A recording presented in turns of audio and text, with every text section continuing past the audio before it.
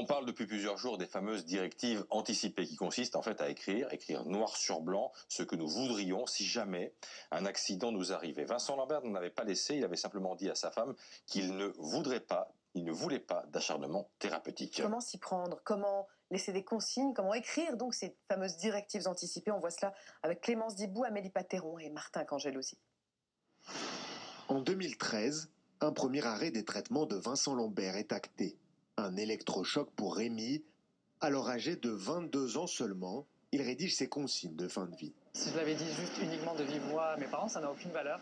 L'acte en soi de les rédiger, c'est pas ça le plus long. Le plus long, sans doute, c'est d'y réfléchir et d'en parler avec ses proches. Un simple écrit, daté et signé, est suffisant. Mais pour éviter toute interprétation par la suite, un formulaire existe sur service-public.fr. Avec une première question relative à une situation précise, un état de coma prolongé, jugé irréversible. J'indique si j'accepte ou si je refuse que l'on me maintienne artificiellement en vie. Deuxième question, sur les actes et traitements médicaux portés aux patients. Ils peuvent ne pas être entrepris ou être arrêtés s'ils apparaissent inutiles, disproportionnés ou n'ayant d'autre effet que le seul maintien artificiel de la vie.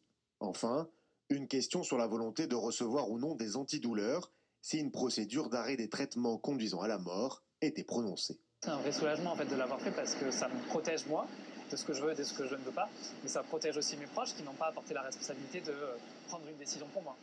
Plusieurs associations accompagnent ceux qui rédigent leurs consignes de fin de vie. Il faudrait la rappeler. Avec ici 4 fois plus d'appels que d'habitude. Les Français savent faire un testament patrimonial. Ils apprennent et on essaie de leur apprendre à faire un testament de fin de vie. Une personne de confiance peut être désignée quant au formulaire à conserver chez soi, à donner à un proche ou à un médecin. Il peut être modifié à tout moment.